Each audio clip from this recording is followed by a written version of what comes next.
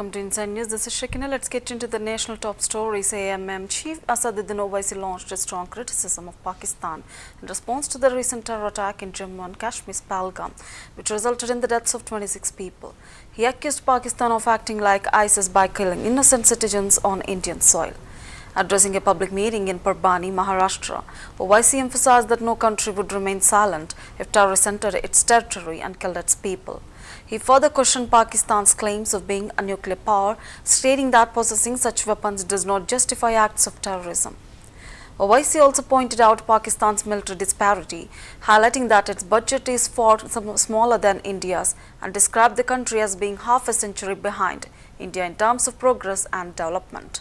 His comments underscored the gravity of the situation and the need for a strong response to such acts of aggression. मौरो आधा घंटा पीछे नहीं है, वो आधी सदी भारत से पीछे है। और ये बार बार ये गलत बात वहां के लोग करते हैं, अरे हमारे मुल्क का बजट जो है, तुम्हारे मुल्क का बजट हमारे मिलिट्री के बजट के बराबर नहीं है। तुम बराबरी करना तो दूर की बात, तुम अगर इसी तरह करते रहोगे, ये बार बार पाकिस्तान ये कहता है कि हम न्यूक्लियर बॉम्ब हमारे पास है, एटॉमिक बॉम्ब है। याद रखिए, अगर आप किसी मुल्क के अंदर जाकर मासूम लोगों को मारेंगे तो कोई भी मुल्क खामोश नहीं बैठने वाला है, चाहे हुकूमत किसी की भी हो। मगर इस तरह से आकर हमारी भारत की सरजमीन पर हमला करना और मजहब पूछकर किसी को गोली मारना, तुम कौन से दीन की बात कर रहे हो? तुम तो खवारिज से बदतर हो, तुम तो आईसिस के जानशीन हो जो हरकत किए हैं। तो मेरे अजीज दोस्तों और बुजुर्गों, हम हमारे मुल्क के वजीर आजम से भी कहेंगे कि जब कश्मीर हमारा अटूट हिस्सा है और रहेगा इंशाअल्लाह, तो कश्मीरी भी हमारा अटूट हिस्सा है। हम कभी भी कश्मीरियों के खिलाफ ये जो टीवी चैनल पर ये बड़े बड़े एंकर बैठकर गुफ्तगू कर रहे हैं, बेशरम है ये पूरे एंकर। अगर कश्मीर हमारा अटूट हिस्सा है और रहेगा, तो कश्मीरी भी हमारा अटूट हिस्सा है।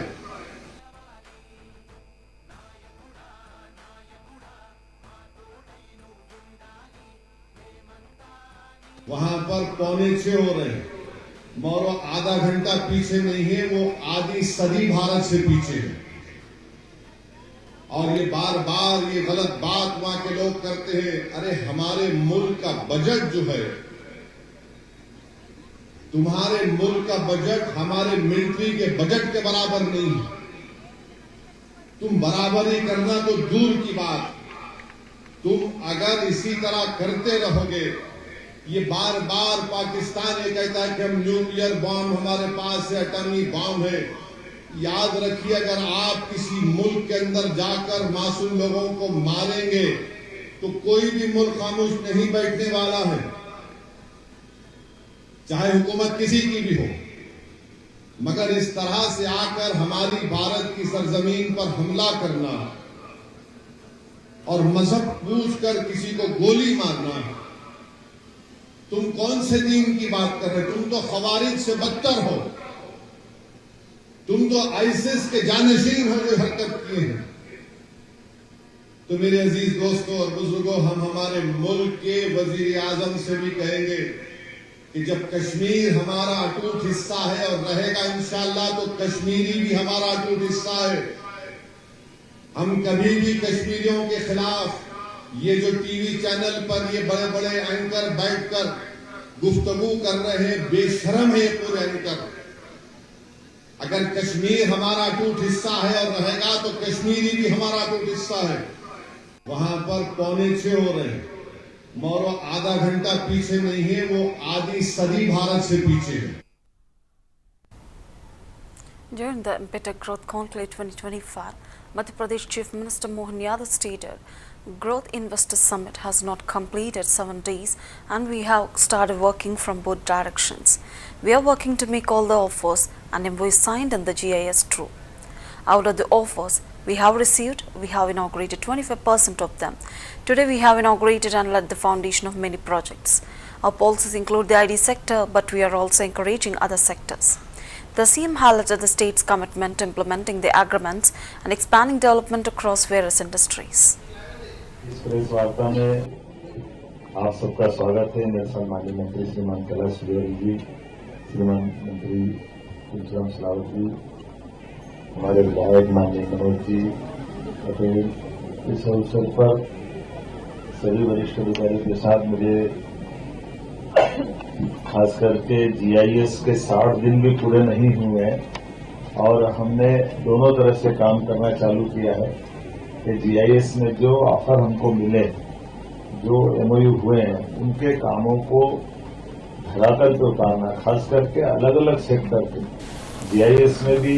ये आज हमने जो इंडस्ट्री कॉन्क्लेव खास करके खास ये हमारी अपनी सभी प्रकार की पॉलिसियों से लेकर के जिससे नीचे प्रकार से काम करना चाहिए, तो जितने प्रपोजल आए साइंस टेक्नोलॉजी डिपार्टमेंट के माध्यम से हमारी इंडस्ट्रियों के 99 प्रस्ताव आए जो MOU हुए थे, उसमें 25% प्रस्तावों का भूमि पूजन या लोकार्पण हुआ।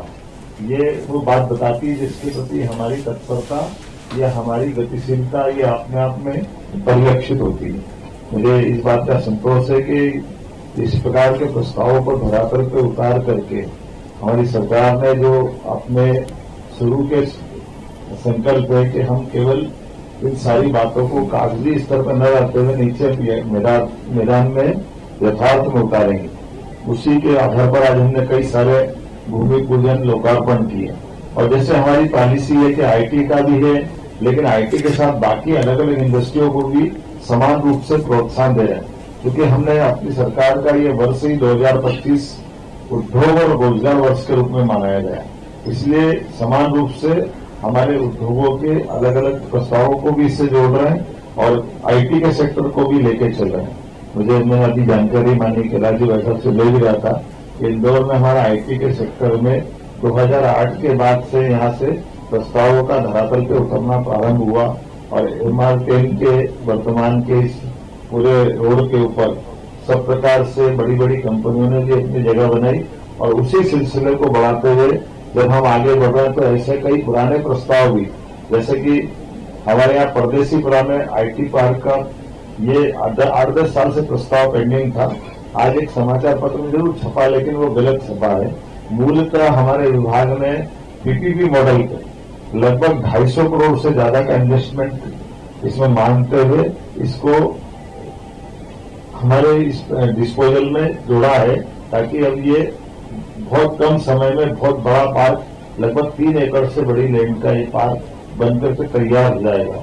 इस प्रकार से जो पेंडिंग काम हमारे हैं वो भी होते जा रहे हैं और इस प्रकार से ये जो हमारे वर्तमान के फ्रेश प्रस्ताव, जैसे उदाहरण के लिए हमने अपने पिछले समय ग्लोबल इन्वेस्टर समिट या रीजनल इंडस्ट्री कॉन्क्लेव के माध्यम से भी कई जगह जो भूमि पूजन, कई जगह इस प्रेस वार्ता में आप सबका स्वागत है। मेरे साथ माननीय मंत्री श्रीमान कैलाश विजयवर्गीय जी, श्रीमान मंत्री तुलसीराम सिलावट जी, हमारे विधायक माननीय मनोज जी पटेल। इस अवसर पर सभी वरिष्ठ अधिकारियों के साथ मुझे खास करके GIS के 60 दिन भी पूरे नहीं हुए हैं और हमने दोनों तरफ से काम करना चालू किया है कि GIS में जो ऑफर हमको मिले, जो MOU हुए हैं, उनके कामों को। Delhi Chief Minister Rekha Gupta attended the Go Mahima Kavi Sammelan organized in Punjabi Bagh, where she addressed the gathering and shared her views. She said, "Today, as the Chief Minister of Delhi, I put forward my views. You say that I approved the funds for Gaushala and cows that were pending under the previous government. The officials of the Gaushala tried a lot, but they did not get any money. I allotted money to the Gaushala in the budget." The Chief Minister emphasized her administration's commitment to fulfilling promises related to the welfare of cows and improving facilities. उसके लिए आप लगे हैं। मैं आज दिल्ली की मुख्यमंत्री होने के नाते आप सबके समक्ष विचार रखती हूं। आपने कहा कि मैंने मुख्यमंत्री बनते ही सबसे पहले अपनी गौशालाओं का जो अनुदान पिछली सरकारों के पास वर्षों से लंबित था, करोड़ों रुपए उनके जो गाय का भोजन के लिए सरकार देती थी, कई साल तक पिछली सरकार ने पैसे दिए ही नहीं। गौशाला के हमारे पदाधिकारियों ने न जाने कितने चक्कर काटे भाई साहब, बार बार कि हमारा पैसा मिल जाए, ताकि इतनी हजारों गायें वहां पे गौशाला में रख के उनकी सेवा करने वाले हमारी ये संस्थान परेशान ना हो। पर एक भी आवाज पिछली सरकार और मुख्यमंत्री के कानों में नहीं पड़ी। परंतु मैंने आते ही प्रण लिया था, और मैंने अपने बजट में भी, जो मैंने अपना बजट प्रस्तुत किया, उसमें विशेष रूप से गौशालाओं का जिक्र किया, और एक बड़ी गौशाला 40 करोड़ रुपए की लागत से एक बड़ी गौशाला दिल्ली में बने, जो कि मॉडल गौशाला हो, जहां पे गौ माता के इलाज से लेकर के हर एक तकलीफ का ध्यान वहां पे रखा जाए। और वो हम सरकार नहीं चलाने वाले जी, चलाने के लिए आप लोगों को ही देंगे भाई। हम सरकार चला लें वही बहुत है, तो गौशाला तो समाज चलाएगा, हम तो बना के आप लोगों को सौंप देंगे। और यही नहीं, मेरा तो मन है कि हम ऐसी जमीन खोज रहे हैं जहां की और नई गौशालाएं हम बना सकें, और समाज के साथ मिलकर के उन गौशालाओं को हम सौंप दें, तभी सड़कों से ये जो हमारी गौ माता घूम रही है उनको हम वहां पहुंचा सकेंगे। रहे उसके लिए आप लगे हैं। मैं आज दिल्ली की मुख्यमंत्री होने के नाते आप सबके समक्ष विचार रखती हूं। आपने कहा कि मैंने मुख्यमंत्री बनते ही सबसे पहले अपनी गौशालाओं का जो अनुदान पिछली सरकारों के पास वर्षों से लंबित था, करोड़ों रुपए उनके जो गाय का भोजन के लिए सरकार देती थी, कई साल तक पिछली सरकार ने पैसे दिए ही नहीं।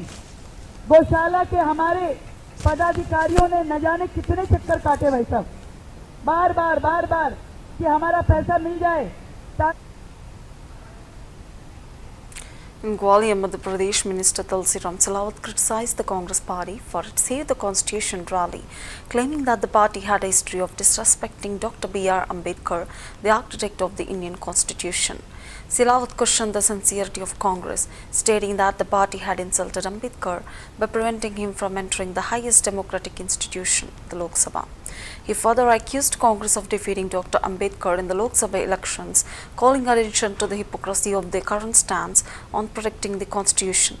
Silawat's remarks were aimed at highlighting the contradictions in Congress rhetoric and actions regarding the Constitution. संविधान बचाओ। जिस व्यक्ति ने संविधान बनाया डॉक्टर भीमराव अंबेडकर, उसका अपमान किसने किया? कांग्रेस ने किया ना। उनको प्रजातंत्र की सबसे बड़ी अदालत जो लोकसभा है उसमें जाने से किसने रोका? कांग्रेस ने। उनको लोकसभा किसने हराया? कांग्रेस ने। वो संविधान की बात कर रहे हैं, करने दो ना, क्या है? कांग्रेस अपना काम करेगी। ये डबल इंजन की सरकार है, जो बोलती है वो करती है। कांग्रेस अपना काम कर रही है, भाजपा अपना काम करती है। हम विकास और प्रगति में विश्वास करते हैं, उनको इसके अलावा कोई काम तो है ही नहीं। संविधान बचाओ। जिस व्यक्ति ने संविधान बनाया डॉक्टर भीमराव अंबेडकर, उसका अपमान किसने किया? कांग्रेस ने किया ना। उनको प्रजातंत्र की सबसे बड़ी अदालत जो लोकसभा है उसमें जाने से किसने रोका? कांग्रेस ने। उनको लोकसभा किसने हराया? कांग्रेस ने। वो संविधान की बात कर रहे हैं, करने दो ना, क्या है? कांग्रेस अपना काम करेगी। ये डबल इंजन की सरकार है, जो बोलती है वो करती है। कांग्रेस अपना काम कर रही है, भाजपा अपना काम करती है। हम विकास और प्रगति में विश्वास करते हैं। BJP leader Dilip Ghosh condemned the Pahalgam terror attack, emphasizing that India, the land of Gautam Buddha and Mahatma Gandhi, would not tolerate any form of violence or unrest. He remarked that the world is witnessing the consequences of violence in every country, which which is why India has consistently raised its voice against terrorism. Ghosh expressed full support for the path India has taken to combat terrorism and praised the leadership of Prime Minister Modi, stating that the fight against terrorism is being carried out effectively under his leadership. ये देश गौतम बुद्ध का है, महात्मा गांधी जी का देश है, ये अहिंसा का, शांति का देश है। दुनिया को हमेशा हम लोगों ने एक पैगाम दिया, यहाँ किसी प्रकार की अशांति, हिंसा, खून बहाना ये हम बर्दाश्त नहीं करेंगे, यहाँ का समाज भी बर्दाश्त नहीं करेगा। आज दुनिया भी देख रही है हिंसा के क्या परिणाम हुआ है हर देश में। इसलिए ये जो टेररिज्म है, हिंसा है, लड़ाई है, इसका खिलाफ आवाज़ हमने हमारे देश ने पहले भी उठाया है, आज भी उठा रहा है और माननीय नरेंद्र मोदी इसका नेतृत्व कर रहे हैं दुनिया में, चाहे सामरिक शक्ति से हो, चाहे डिप्लोमेसी से, बातचीत से हो। इसका समाधान के लिए जो रास्ता भारत ने निकाला है, सब लोग उसके साथ है और बखूबी माननीय मोदी जी ने इसका नेतृत्व कर रहे हैं। कांग्रेस सांसद ने कहा है जाहिर है कोई तरह की जानकारी नहीं। कई बार होता है, देखिए वहाँ सरकार है, उसकी भी जिम्मेदारी है। जब तक वहाँ सरकार नहीं था पिछले 5-6 साल, उस वहाँ टेररिज्म पूरा जीरो हो गया था, पत्थरबाजी बंद हो गई, कोई टेररिज्म नहीं दिखता था, कोई टेररिस्ट नहीं दिखता था। आज क्या हो गया, 1 साल भी नहीं हुआ सरकार आते इतना बड़ा हादसा हो गया है।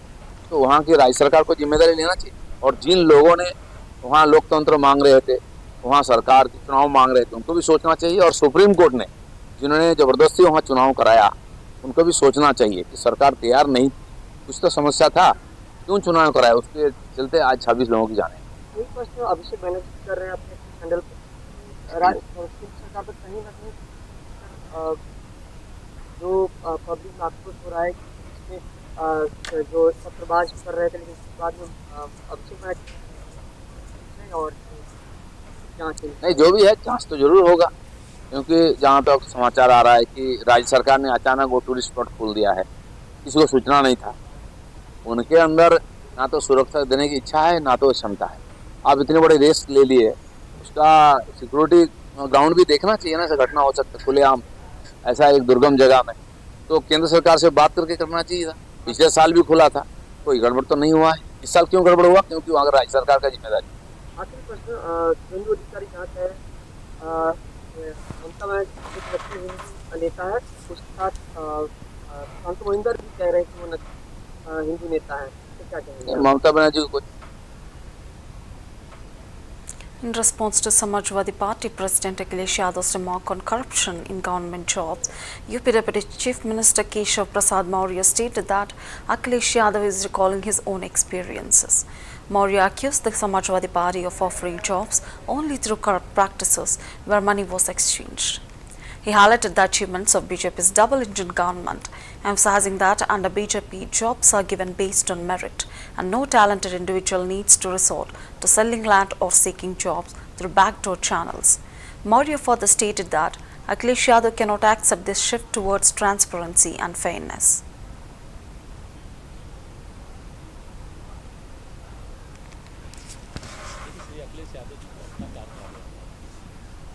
समाजवादी पार्टी में बिना पैसे के नौकरियां नहीं मिलती थी और भारतीय जनता पार्टी की डबल इंजन सरकार की ऐतिहासिक उपलब्धि है कि किसी भी प्रतिभाशाली बच्चे को अपनी प्रतिभा के लिए अपने घर खेत बेच करके कर्ज लेकर के नौकरी की तलाश नहीं करना पड़ता है। उनको नौकरी स्वयं तलाशती रहती है और उनको नौकरी मिलती है। और यह बात श्री अखिलेश यादव जी को हजम नहीं होती है कि वह तो इस प्रकार से भ्रष्टाचार करते थे और बिना पैसे के नौकरी नहीं देते थे, लेकिन भारतीय जनता पार्टी बिना पैसे के नौकरी दे रही है और सबको दे रही है।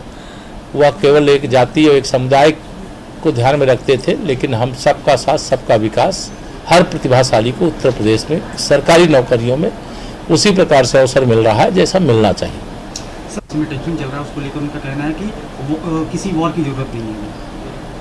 उनकी सलाह अगर ज़रूरत होगी तो भारत सरकार से कोई मांगेगा तो ज़रूर देने का काम करेंगे। अभी तो जो पाकिस्तानी उनके यहाँ पर हों, उनको निकालने के लिए जो आदेश हुए उनका अनुपालन हुआ कि नहीं वो देखें।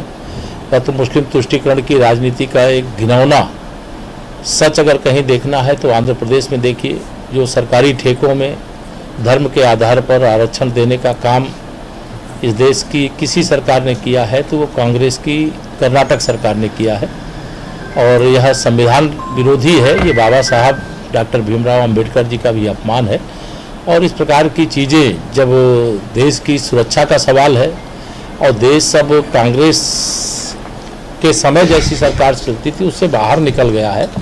अगर उरी और पुलवामा के आतंकवादी हमले का जवाब देश की सेनाओं ने या सर्जिकल स्ट्राइक करके एयर स्ट्राइक करके दिया है तो निहत्थे जो पर्यटक थे घूमने गए थे उनके केवल हिंदू का जान करके उनकी हत्या करने वाले आतंकवादियों को और उनको पनाह देने वालों को छोड़ना भी नहीं चाहिए। और